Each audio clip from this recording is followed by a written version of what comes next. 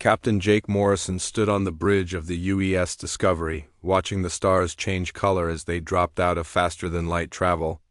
After 3 years of development, humanity had finally cracked the secret of quantum tunnel drives. This was their first journey beyond the solar system, and Jake felt both excited and nervous. "All systems normal, Captain," reported Lisa Bennett from the tactical station. She was young for a military officer, but her sharp mind had earned her a place on this historic mission. "We're exactly where we planned to be," Jake nodded. Through the main view screen, space looked different here. The stars were arranged in patterns he had never seen from Earth. They were truly in unknown territory now. "Ryan, how are our engines?" Jake called to the engineering station. Chief Engineer Ryan Cooper looked up from his console. His hands were already dirty from checking the quantum drive systems. "Everything's running smooth, Captain. We can jump again whenever you give the word." Dr. Amy Rodriguez floated over from the science station, her face pressed against a portable scanner. As the ship's xenobiologist, she was hoping to find signs of alien life. So far they had found nothing but empty space. "Captain, I'm picking up something strange," Amy said, pointing to her readings. "There are energy patterns out there that don't match anything we know about." Before Jake could respond, the ship's alarm system started beeping. Lisa's fingers flew over her controls as she tried to identify the source of the alert. "Captain, we have company," Lisa announced, her voice tight with tension. 7 ships just appeared on our sensors. They're big, and they're heading straight for us." Jake felt his heart rate increase. This was what they had trained for, but facing unknown alien technology was still terrifying. "Red alert! All hands to battle stations." The bridge crew quickly prepared for potential combat. Ryan sealed the engineering compartments while Amy secured her laboratory equipment. Lisa charged the weapon systems, though everyone knew their single exploration ship would be no match for 7 unknown vessels. "Captain, we're receiving a transmission," Lisa reported. "It's not on any frequency we use, but our computers are trying to translate it." "Put it on screen," Jake ordered. The view screen flickered, then showed a creature unlike anything they had ever imagined. It looked like a giant spider made of living crystal, with dozens of thin legs and eyes that glowed with inner light. When it spoke, the translation system turned its strange sounds into English. "Unknown vessel, you have entered Coalition space without permission. Identify yourself immediately or face defensive action." Jake straightened his uniform and stepped forward. This was the moment that would determine humanity's future among the stars. "This is Captain Jake Morrison of the United Earthship Discovery. We come in peace, seeking contact with other intelligent species." The crystal being seemed to study them through the screen. Its many eyes moved independently, creating a disturbing effect. "You claim to represent Earth humans. We have no record of your species in our databases. Prepare to be scanned." A beam of energy washed over the Discovery. Jake felt a strange tingling sensation, but their instruments showed no damage. The scanning process took several minutes, during which nobody on the bridge spoke. Finally, the alien spoke again. "Your biological and technological data has been recorded. You will follow us to Coalition Central Command for evaluation. Do not attempt to flee or use weapons. Our ships are far superior to yours." Jake had no choice but to agree. The 7 alien ships surrounded the Discovery and guided them toward a massive space station that appeared on their sensors. The station was larger than any structure humans had ever built, with sections that seemed to be made from different technologies. During the 3-hour journey, Amy worked frantically to analyze the scan data they had collected on the alien ships. "Captain, these vessels are incredible," she reported. "Each one uses completely different technology. It's like they were built by different species working together." When they reached the station, Jake and his senior officers were invited aboard for what the aliens called a membership evaluation. They were transported by a beam of light that took them directly from their ship to the station's central chamber. The chamber was enormous, with sections designed for creatures of different sizes and environmental needs. Jake saw beings that looked like tall, graceful people with 4 arms, others that resembled armored lizards walking upright, and creatures that were clearly not biological at all, but seemed to be made of pure energy contained in mechanical bodies. A creature that looked like a walking tree with flowers for a head approached them. It spoke by releasing chemicals that their translation devices converted to words. "Welcome, humans. I am Bloom Speaker Gentle Rain. You have requested membership in the Galactic Coalition." Jake nodded respectfully. "Yes, we hope to join your alliance and contribute to galactic peace." Several alien beings gathered around them, examining the humans with obvious curiosity. Jake noticed they were being very careful not to get too close, as if humans might be dangerous. A tall 4-armed being stepped forward. "I am Diplomat Xanthoricus. We will now conduct standard evaluation procedures to determine your species classification and appropriate role within the coalition." The evaluation took 2 days. The humans were tested for physical strength, speed, intelligence, and technological capability. They were asked about their history, their wars, their governments, and their goals for the future. Jake tried to present humanity in the best possible light, but he could tell the aliens were not impressed. On the 3rd day, they were called back to the central chamber. Admiral Vex Vorthok, the crystal spider being they had first encountered, delivered the coalition's decision. "After careful evaluation, we have classified your species as Category 7, the Admiral announced. "This means you pose minimal military threat and are suitable only for support roles within coalition space." Jake felt his heart sink. What kind of support roles? "Resource management and agricultural support," replied Diplomat Xanthoricus. "Your species shows some talent for organization and food production. You will be assigned to manage farming, operations, and supply distribution for coalition worlds." Lisa stepped forward, her face red with anger. "You're making us farmers and truck drivers? We came here as explorers and representatives of our entire species." The armored lizard being, who had been introduced as General Crexmore, made a sound that might have been laughter. "Your species is weak, slow, and poorly equipped for combat. You have no natural weapons, no armor, and your technology is primitive. You should be grateful we're offering you any role at all." Dr. Rodriguez spoke up quietly. "What about our adaptability? Our problem-solving abilities? Our experience with conflict resolution?" Admiral Vex Vorthok's crystal eyes focused on her. "Your species' history shows concerning aggressive tendencies. Too much conflict, too much violence. This makes you unsuitable for advanced military or diplomatic roles. You lack the peaceful nature required for such responsibilities." Jake realized that the aliens had completely misunderstood humanity. They saw human military history as a weakness rather than a strength. They had no concept of how conflict had shaped human innovation and adaptability. "We accept your decision," Jake said finally, knowing that arguing would only make things worse. "When do we begin our new duties?" "Immediately," Admiral Vex Vorthok replied. "Your ship will be escorted to Agricultural Sector 7, where you will begin managing food production for the Outer Rim territories." As they were transported back to the Discovery, Jake noticed something troubling about the coalition military vessels around them. The ships were beautiful and advanced, but they all looked exactly the same.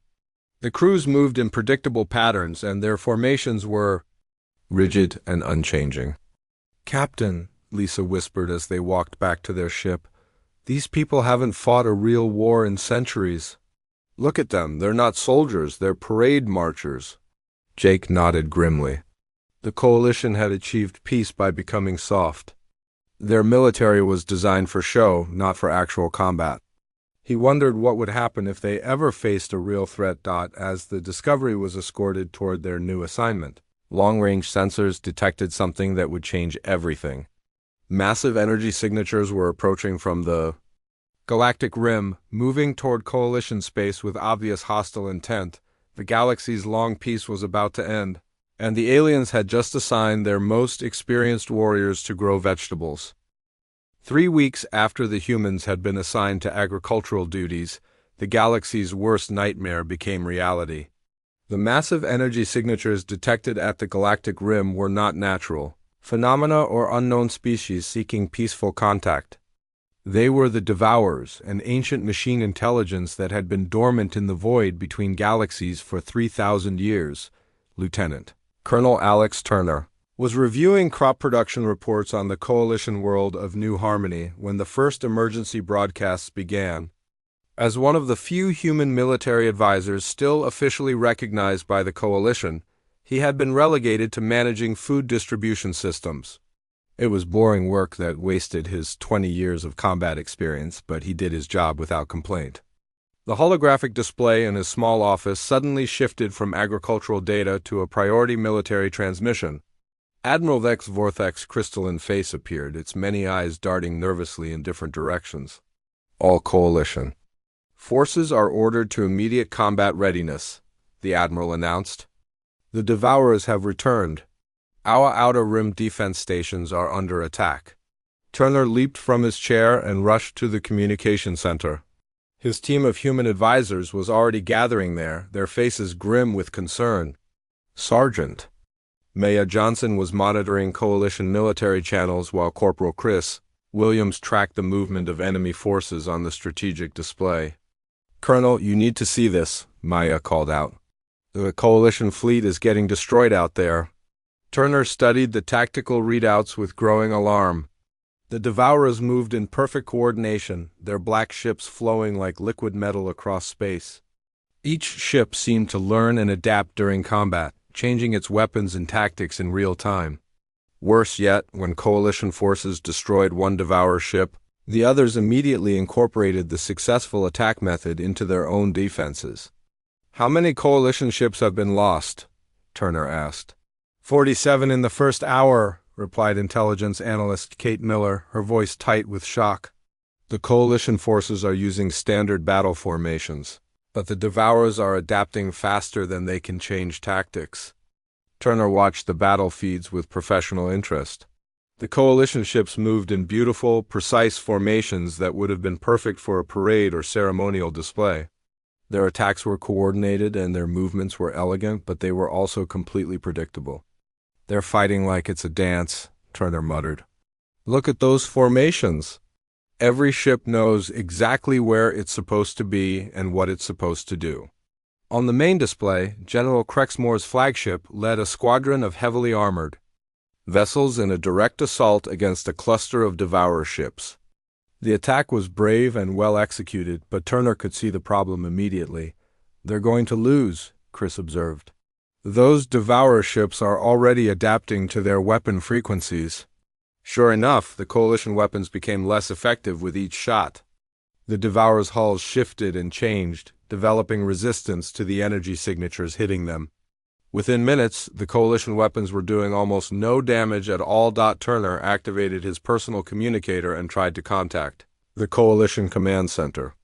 After several attempts, he was connected to a harried communications officer. This is Colonel Turner requesting permission to speak with General Crexmore, he said. The general is in combat, came the reply. All non-essential personnel are ordered to remain at their posts. I have tactical recommendations that could save lives, Turner insisted. Your species has been classified as non-combat support, the officer replied coldly. Your recommendations are not required. Turner ended the call and turned to his team. Maya, I want you to start analyzing the Devourer attack patterns. Chris, see if you can hack into the Coalition tactical network. Kate, pull up everything we know about adaptive enemy systems.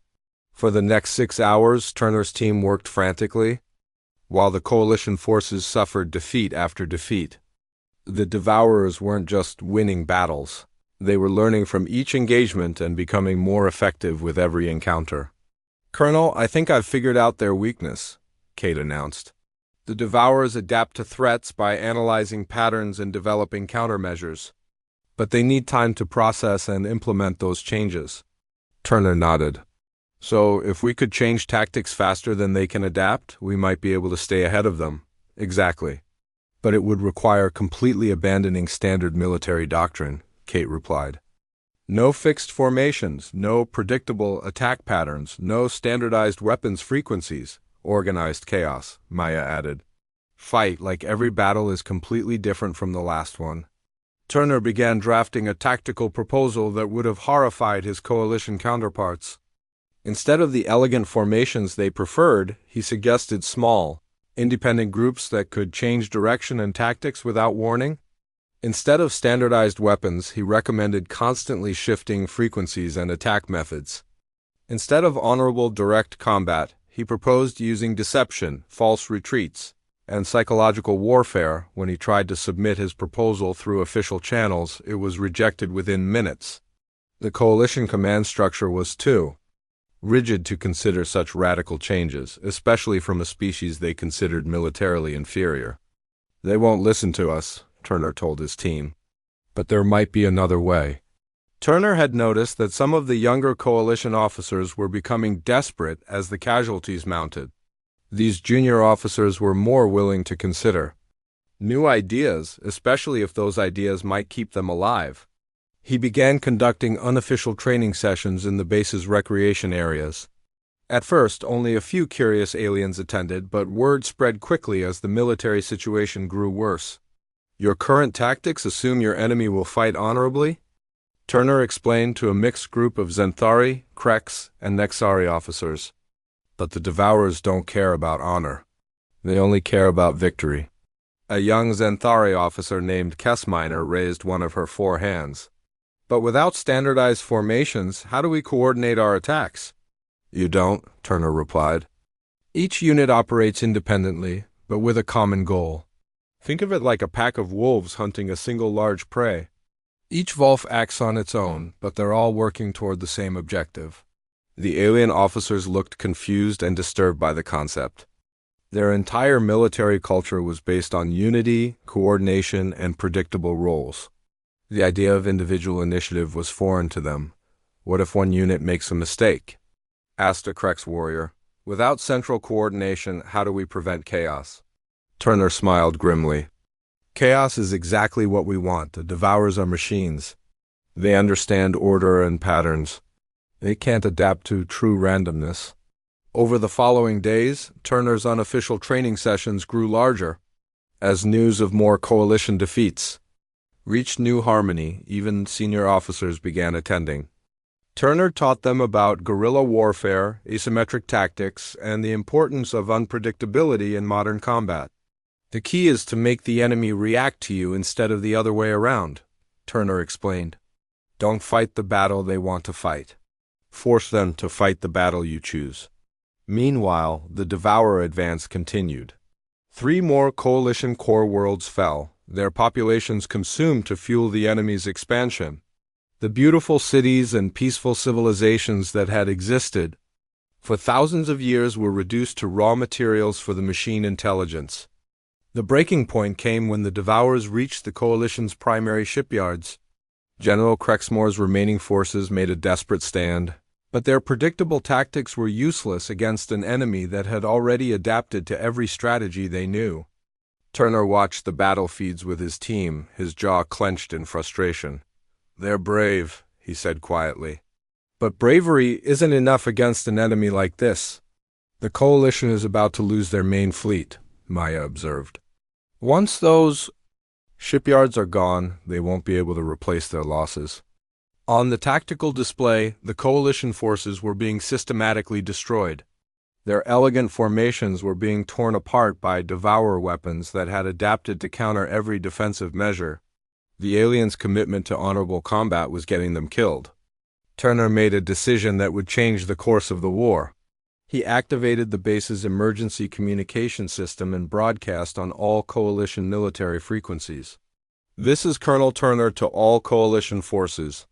I have tactical recommendations that can stop the Devourers, but you'll have to be willing to fight in ways that go against everything you've been taught." The response was immediate and overwhelming.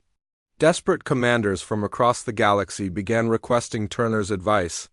The coalition's rigid command structure, which had rejected human input for weeks, suddenly found itself dependent on the tactical innovations of the species they had dismissed as farmers.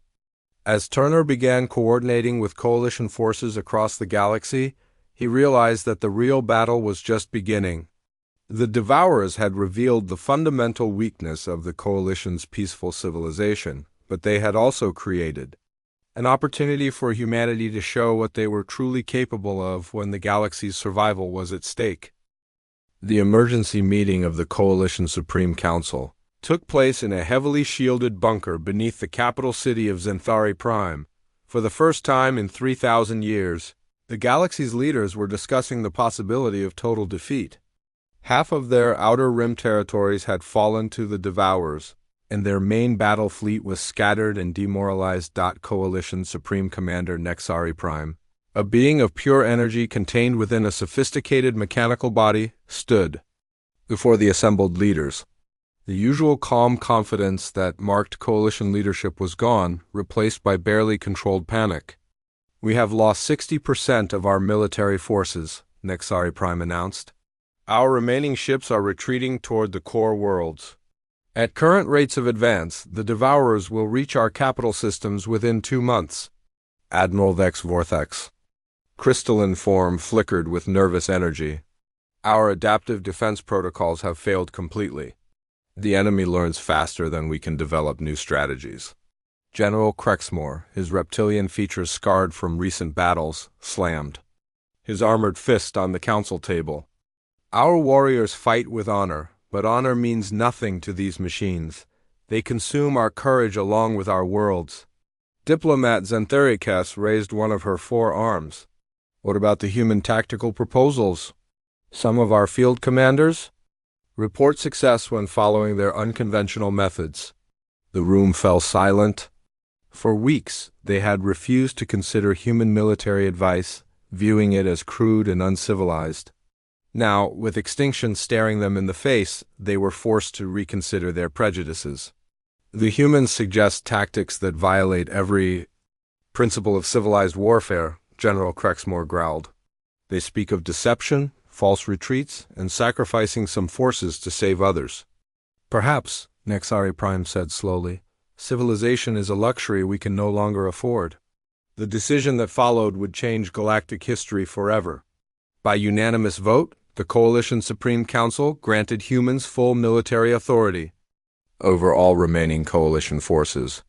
Captain Jake Morrison was promoted to Admiral and given command of the largest fleet in galactic history, while Colonel Alex Turner became the Coalition's chief military strategist. Admiral Morrison stood on the bridge of his new flagship, the redesigned UES Defiance. The ship had been hastily modified with Coalition technology, creating a hybrid vessel that combined human tactical thinking with alien engineering capabilities. Around him, his mixed-species crew worked with nervous efficiency. Status report. Morrison ordered Lisa Bennett, now promoted to Fleet Tactical Officer, studied the holographic displays surrounding her station. "We have 8,000 Coalition ships under our direct command, Admiral. Another 2,000 are being retrofitted with human tactical systems. How are the alien crews adapting to our methods?" Morrison asked. Chief Engineer Ryan Cooper looked up from his modified console. "It's rough, sir. The Coalition species are used to following precise orders and maintaining perfect formations. Teaching them to improvise and act independently is like trying to teach fish to fly."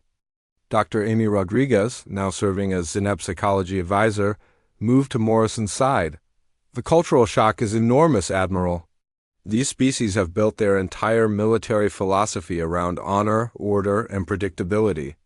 We're asking them to abandon everything they believe about warfare." Morrison nodded grimly. The challenge wasn't just tactical, it was psychological. They needed to transform an entire galactic civilization's approach to conflict in a matter of weeks.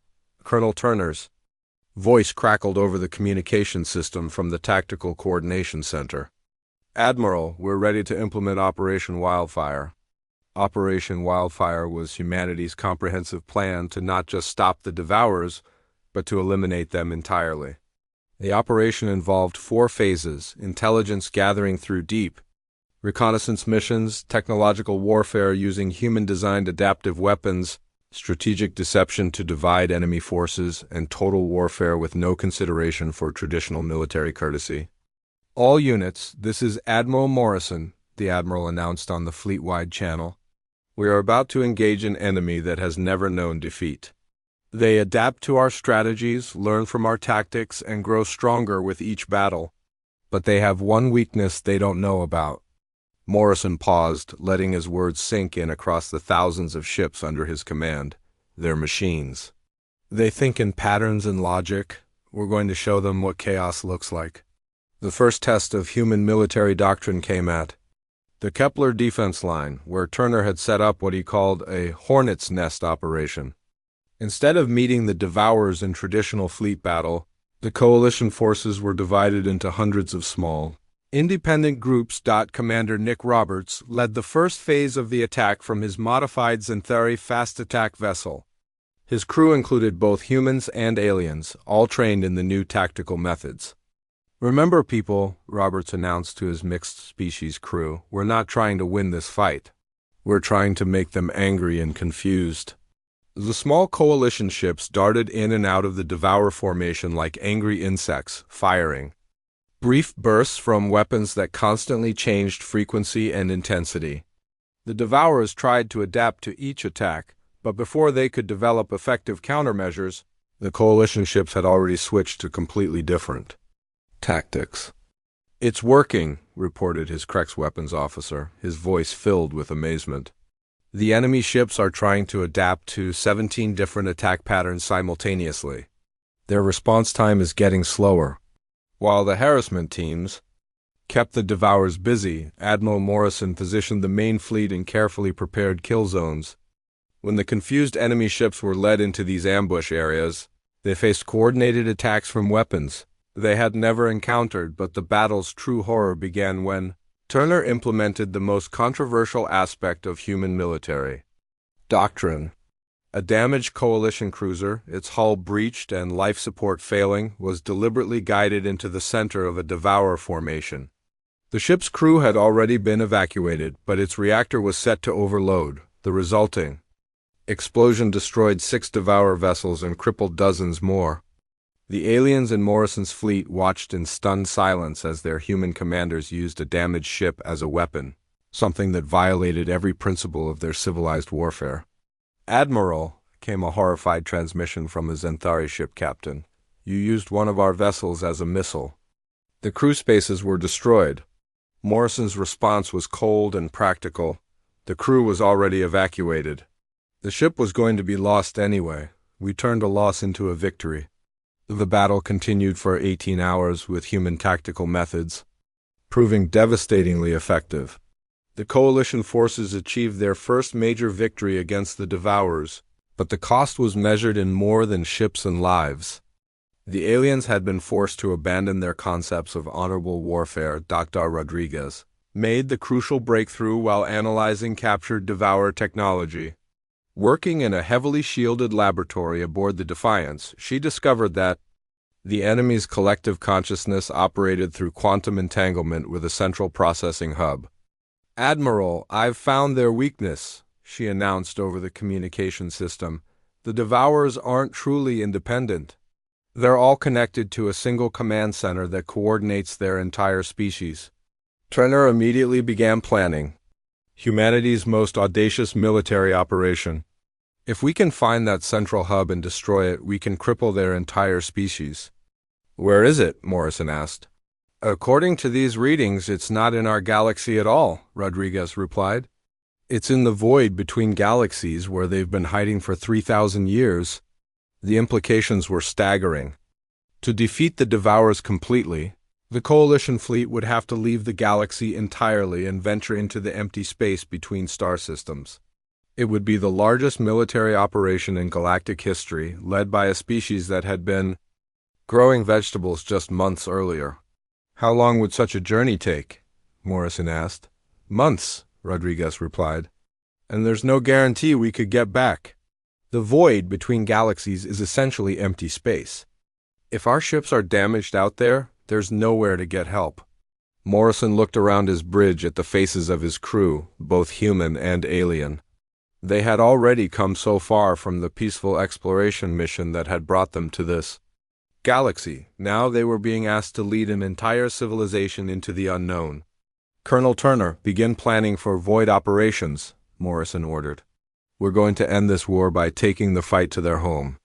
As news of the Kepler victory spread through Coalition space, the aliens began to understand that their human allies fought by completely different rules. Humans viewed warfare not as a test of honor or strength, but as a problem to be solved by any means necessary. They were willing to sacrifice individual ships to save the fleet, use deception and surprise instead of direct confrontation, and pursue total victory rather than honorable defeat. The galaxy was learning to fear its new protectors almost as much as it feared the Devourers. Humanity had proven they could win battles, but their methods raised disturbing questions about what kind of peace would follow their victory. The void between galaxies was darker than anything the Coalition species had ever imagined. Admiral Jake Morrison stood on the bridge of the UES Defiance, watching the last stars of their home galaxy disappear behind them. Around his flagship, 10,000 Coalition ships stretched across millions of kilometers of empty space, forming the largest military fleet in galactic history. They had been traveling through the void for 2 months now, following the quantum trail left by the retreating Devourer forces. The journey was testing everyone's limits, both human and alien. In the empty darkness between galaxies, there were no stars to navigate by, no planets to provide resources, and no hope of rescue if something went wrong. Colonel Sarah Kim, now serving as Morrison's chief of staff, approached with the daily status report. She had been promoted rapidly through the ranks as human officers took control of Coalition military operations. "Admiral, we've lost another 3 ships to system failures," she reported. "The alien crews are having trouble adapting to extended void operations. Their ships weren't designed for this kind of journey." Morrison nodded grimly. The Coalition vessels were built for travel within their galaxy, where they could stop at regular intervals for supplies and repairs. Out here in the void, they had to make do with whatever resources they carried. "How are human crews holding up?" Morrison asked. "Better, sir. Our people are used to long deployments and uncertain conditions. But even they're getting nervous about being this far from home." Dr. Amy Rodriguez joined them at the tactical display, her face showing the strain of months in deep space. "Admiral, I've been analyzing the quantum signatures we're following. The Devourer homeworld is definitely out there, but it's not like anything we expected." "What do you mean?" Morrison asked. Rodriguez activated a holographic projection showing their destination. "It's not a planet at all. It's an artificial construct the size of a small moon built around a cluster of dead stars. The entire structure is designed to harvest energy from stellar collapse." The image showed a massive mechanical sphere covered in spikes and geometric patterns. Dark energy flowed across its surface like living lightning, and the space around it was filled with smaller Devourer ships moving in perfect formation. "Colonel Alex," Turner's voice came over the communication system from the Fleet Coordination Center. "Admiral, we need to talk about the final assault plan. What we're looking at changes everything." Morrison made his way to the Fleet Coordination Center, where Turner and his team had been working around the clock to prepare for the final battle. The center was filled with holographic displays showing every aspect of the Devourer homeworld and the surrounding space. "The problem is simple," Turner explained, pointing to the tactical displays. "That construct is defended by over 50,000 Devourer ships. Even with our 10,000 vessels, we're outnumbered 5-1. Major Ellen Foster, one of Turner's tactical specialists, highlighted sections of the enemy formation. Their ships are arranged in concentric spheres around the homeworld. Any conventional attack would have to fight through multiple defensive layers." "So we don't use a conventional attack," Morrison replied. "What do you have in mind?" Turner activated a new display showing his battle plan. The operation was called Broken Arrow, and it was the most complex military strategy ever attempted. It involved 3 simultaneous strikes: a frontal assault to occupy the defenders, a stealth infiltration to plant viral programs in the central consciousness, and a final destruction of the entire homeworld regardless of Coalition casualties. "The frontal assault will be led by our heaviest ships," Turner explained. Their job is to draw as many Devourer vessels as possible away from the homeworld. They'll take heavy losses, but that's expected. Morrison studied the plan with growing unease. The frontal assault was essentially a suicide mission designed to create a distraction.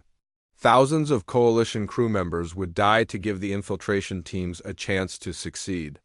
While the main battle is happening, small teams will use stealth technology to approach the homeworld, Turner continued. Their mission is to upload Dr. Rodriguez's viral program directly into the Devourer central consciousness. Rodriguez stepped forward to explain her creation. The virus doesn't destroy their consciousness, Admiral. Instead, it fragments them into millions of individual minds. Without their collective coordination, they become vulnerable to conventional weapons. And the third phase? Morrison asked, though he suspected he already knew the answer. If the virus works, we destroy every Devourer ship in the system, Turner replied coldly. If it doesn't work, we detonate our ship's reactors inside their defensive perimeter and take as many of them with us as possible. Morrison felt a chill run down his spine. Turner was planning for total warfare with no consideration for Coalition casualties. It was the kind of strategy that would have horrified the aliens just months ago, but now it seemed like their only option for survival. How many ships will we lose? Morrison asked. Probably 60 to 70%, Turner replied without emotion. But the alternative is the complete extinction of all galactic life. The final approach to the Devourer homeworld took 3 days. As they drew closer, the enemy construct grew larger on their screens until it filled the entire forward view. The thing was truly massive, with sections that twisted and moved like living tissue despite being made of metal and energy. Commander Tony Clark, chosen to lead the infiltration mission, made final preparations with his team of mixed species volunteers. His ship was one of 12 vessels equipped with experimental stealth technology that might allow them to reach the homeworld undetected. Remember, people, Clark addressed his crew, we only get one shot at this. Once we upload the virus, we probably won't make it back to the fleet. But if we succeed, this war ends here. The final battle began when the Coalition fleet dropped out of faster-than-light travel at the edge of the Devourer system. Immediately, thousands of enemy ships moved to intercept them, their black hulls reflecting the strange energy that surrounded the artificial homeworld. Captain Nick Roberts led the frontal assault with his heavy cruiser squadron. His orders were simple: cause as much damage as possible and keep the enemy busy while the infiltration teams made their approach. All ships, this is Roberts, he announced on the fleet communication channel. Remember what the humans taught us. Fight dirty, fight smart, and make every shot count. The battle was unlike anything the galaxy had ever seen. Coalition ships used every unconventional tactic the humans had taught them, constantly changing formations and attack patterns to prevent the Devourers from adapting effectively. But the enemy had learned too, and their adaptive capabilities were stronger here in their home system. Ships exploded in brilliant flashes as the two fleets crashed. Together, Roberts watched his tactical display as friendly contacts disappeared one by one, but the sacrifice was working. The majority of Devourer forces were focused on the main battle, leaving gaps in their defensive perimeter. Clark's infiltration team used these gaps to approach the homeworld, flying through debris fields and using the energy storms around the construct as cover. They managed to reach the surface without being detected. We're inside their outer defenses, Clark reported to Morrison. Beginning final approach to the central consciousness chamber. The infiltration team had to fight their way through the mechanical corridors of the homeworld, facing Devourer defense systems and automated guardians. The fighting was brutal and close quarters, with humans and aliens working together in the narrow passages of the enemy structure. Dr. Rodriguez, we're at the central chamber, Clark reported, his voice strained from combat. Where do we plant the virus? Look for a large crystalline structure at the center of the room, Rodriguez replied from the Defiance. That's their consciousness matrix. You'll need to make direct physical contact to upload the program. Clark's team fought their way to the center of the vast chamber, where a pulsing crystal formation rose from the floor like a twisted tree. The thing was alive with energy, and touching it would probably be fatal. "I'll do it," Clark said quietly. To his team, "Get ready to run when the virus uploads." Clark pressed the viral program device against the crystal matrix and activated the upload sequence. Energy coursed through his body as the virus spread into the Devourer collective consciousness. The last thing he heard was the sound of millions of mechanical minds screaming as their unity was shattered forever. Across the battlefield, the effect was immediate and devastating. Devourer ships suddenly stopped their coordinated movements and began firing randomly, their perfect formations collapsing into chaos. The collective intelligence that had made them so dangerous was gone, replaced by millions of confused individual minds. "All ships, this is Admiral Morrison," came the fleet-wide announcement. "The virus worked. Begin final assault. No Devourer. Ship leaves this system." The slaughter that followed was methodical and complete. Coalition forces hunted down every remaining Devourer vessel, showing no mercy to an enemy that had consumed entire worlds. When it was over, the artificial homeworld was a drifting ruin, and the Devourer threat was eliminated forever, but victory came at a terrible cost. Of the 10,000 ships that had entered the void. 6 months after the destruction of the Devourer homeworld, the galaxy had settled into what humans called the New Peace. Admiral Jake Morrison stood in his office aboard the orbital command station above Earth, looking down at his home planet. Through the transparent walls. The view was beautiful, but his mind was focused on the reports covering his desk. The reports told a story that the Coalition leadership was only beginning to understand. Human military advisors were now stationed on every major world in Coalition space. Human tactical doctrine had become mandatory training for all military personnel. Human-designed weapons and defense systems were being installed on every ship and station in the galaxy. General Patricia Lewis, Morrison's new strategic coordinator, entered the office with the daily briefing. She had been promoted rapidly as humans took control of galactic security operations, and her efficiency was becoming legendary among Coalition officials. "Admiral, we have the weekly status reports from all sectors," she said, placing data tablets on Morrison's desk. "Trade is up 30%, crime is down 60%, and we've had 0 military conflicts in the past month." Morrison nodded as he reviewed the numbers. By every measurable standard, the galaxy was more prosperous and secure than it had ever been. But he knew that prosperity came with a price that the aliens were only beginning to realize. "What about the Xanthari diplomatic protests?" Morrison asked. "Still coming in daily," Lewis replied.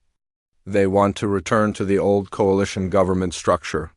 They're calling our security measures excessive military oversight," Morrison smiled grimly. The Xanthari had always been the most diplomatic of the Coalition species, preferring negotiation and compromise to direct action. They were having trouble accepting that their peaceful methods had nearly led to galactic extinction. "Any actual security threats?" Morrison asked. "Nothing major. Intelligence Director Kevin Martinez has identified several groups planning what they call resistance activities, but our monitoring systems catch most problems before they develop." That was the heart of the new system.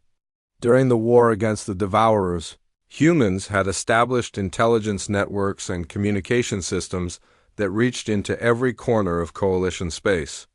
These networks had been essential for coordinating the war effort, but they had never been dismantled when the fighting ended. Dr. Amy Rodriguez entered the office, carrying her latest xenopsychology report. Her work had shifted from studying alien biology to understanding how different species were adapting to human leadership. "Admiral, I think you need to see the latest psychological evaluations," she said, activating a holographic display. "The Coalition species are showing signs of what we might call learned dependence." The display showed data from across the galaxy, measuring everything from decision-making patterns to stress responses among alien populations. The results were troubling in their implications. "They're losing the ability to make independent security decisions," Rodriguez explained. "When faced with any kind of threat or uncertainty, their first response is to contact human authorities. For guidance, Morrison studied the data with growing concern. The coalition species had become so dependent on human military protection that they were forgetting how to protect themselves. It was exactly what he had hoped to avoid, but it seemed to be an inevitable result of their efficiency. How long before this becomes permanent? Morrison asked. Based on current trends, within 5 years, the coalition species will be completely unable to function without human oversight, Rodriguez replied. They'll have the technological capability for independence, but not the psychological framework. The conversation was interrupted by an urgent communication from Colonel Alex Turner, who was now serving as Director of Galactic Security Operations. His face appeared on the main communication screen, and Morrison could see the tension in his expression. "Admiral, we have a situation developing on New Harmony," Turner reported. "Several coalition species are attempting to form what they're calling a restoration movement. They want to re-establish the old government structure without human involvement." Morrison felt a familiar chill. This was the scenario they had been preparing for since the end of the war. "How organized are they?" "More than we expected," Turner replied. "They've managed to coordinate across multiple species and several star systems. The leadership includes some former coalition military officers who understand security protocols. Recommendations?" Morrison asked. "Operation Clean Slate," Turner replied without hesitation. "We activate our intelligence networks and neutralize the leadership before they can organize any real resistance." Morrison paused, considering the implications. Operation Clean Slate was a comprehensive intelligence operation that would identify and isolate every member of the resistance movement within hours. It would be completely effective, but it would also demonstrate the full extent of human surveillance capabilities to the entire galaxy. "Do it," Morrison ordered. "But make sure it's clean. No violence unless absolutely necessary." Over the next 12 hours, human intelligence operatives moved across coalition space with surgical precision. The resistance leaders found themselves facing evidence of their activities that was so detailed and comprehensive that any denial was impossible. Bank records, communication logs, travel patterns, and even private conversations had been monitored and recorded. The operation succeeded without a single shot being fired. The resistance movement collapsed when its leaders realized that human intelligence networks had been watching their every move from the beginning. But the demonstration of human capabilities sent shockwaves through coalition society, former Admiral Vex Vorthek requested a private meeting with Morrison the following day. The crystalline being's usual confidence was gone, replaced by something that looked like fear. "Admiral Morrison," Vex Vorthek began, "we need to discuss the future of coalition governance." Morrison gestured for the alien to continue, though. He already knew what this conversation would cover. "Your species has achieved something remarkable," Vex Vorthek continued.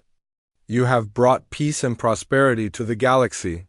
But in doing so, you have also eliminated our independence." "That was never our intention," Morrison replied, though they both knew that wasn't entirely true. "Perhaps not your conscious intention," Vex Vorthek agreed, "but the result is the same. We cannot make major decisions without human approval. We cannot defend ourselves without human assistance.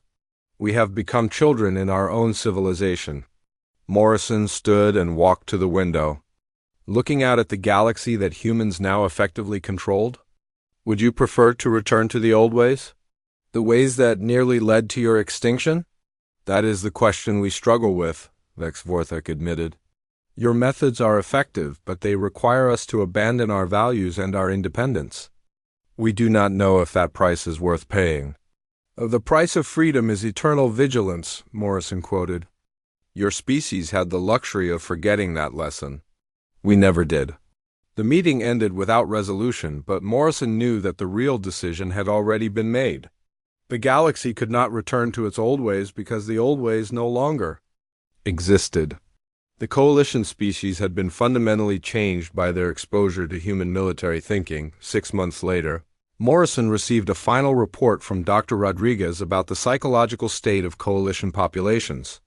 The results confirmed what he had already suspected. "The transformation is complete," Rodriguez reported. Coalition species now automatically defer to human authority on all security matters. They've internalized our decision-making processes to the point where they can't imagine functioning without our oversight. Morrison set down the report and looked around his office. The walls were covered with maps showing human military installations across the galaxy, communication networks that reached every inhabited world, and intelligence reports that detailed the activities of every major political figure in coalition space. The galaxy was more secure than it had ever been. Trade flowed efficiently under human logistical management. Conflicts were resolved quickly through human intervention. Crime had virtually disappeared under human surveillance systems. No external threats dared approach coalition space, knowing that human forces were ready to respond, but it was no longer the galaxy that the coalition species had built. Their peaceful civilization had been replaced by something more efficient but fundamentally different. The price of survival had been their independence, and they had paid that price willingly when faced with extinction. Morrison activated his communication system and sent a message to the coalition leadership. The message was simple and direct, summarizing the new reality that everyone understood but no one wanted to acknowledge. "A galaxy is safe," Morrison announced. "It will remain safe as long as we maintain the vigilance that your peace made you forget. You wanted to survive. We showed you how. The choice to accept our protection was yours. The responsibility to maintain it is ours." The transmission ended, and Morrison returned to his work. There were always new threats to evaluate, new security measures to implement, and new reports to review. The galaxy might fear humans as its deadliest warriors, but they had also learned to depend on that fear for their survival.